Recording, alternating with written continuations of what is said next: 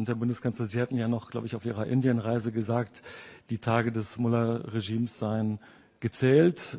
Ist das eine Einschätzung, die Sie heute noch so teilen und wiedergeben würden?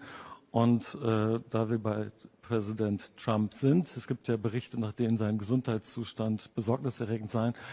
Sie haben ihn in den letzten Tagen gesehen, auch mit ihm telefoniert. Wie ist Ihr Eindruck? Teilen Sie diese Sorge nach dem Zustand des US-Präsidenten? Danke.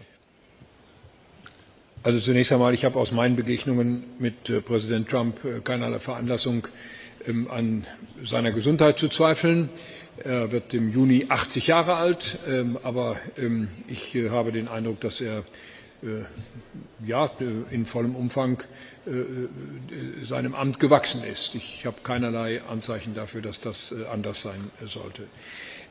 Was die internationalen Ereignisse betrifft, sowohl Iran als auch Syrien, wir beobachten das natürlich. Unsere Möglichkeiten, dort einzugreifen, sind begrenzt. Ich bedauere sehr, dass es immer noch ein oder zwei Länder in der Europäischen Union gibt, die noch nicht bereit sind, die iranischen Revolutionsgarden als Terrororganisation einzustufen. Das hätte heute am Tag der Außenministerrat beschließen können, aber es ist halt noch nicht möglich, einen Konsens darüber in der Europäischen Union herbeizuführen. Deutschland ist dafür, das zu tun. Wir wollen den maximal möglichen Druck auf das iranische Regime ausüben.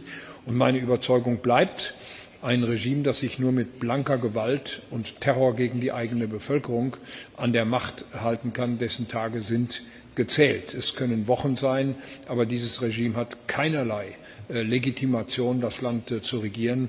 Und wenn es eine hohe fünfstellige Zahl von Todesopfern gegeben hat bei den letzten Demonstrationen gegen das Regime, dann zeigt sich eben, dass offensichtlich das Mullah-Regime sich nur noch mit blankem Terror an der Macht halten kann.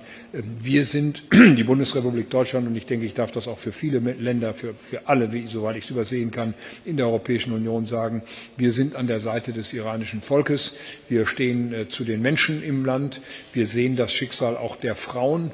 Wir sehen das Schicksal derer, die diesem Regime widersprechen.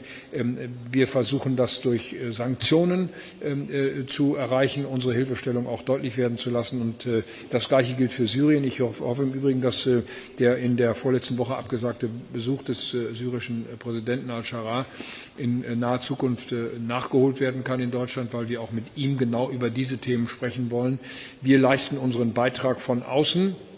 Die Möglichkeit, es im Lande selber zu tun, sind sehr begrenzt, und deswegen versuchen wir mit unseren begrenzten Möglichkeiten zu helfen, damit in diesen Ländern auf Dauer Frieden und Stabilität einkehrt.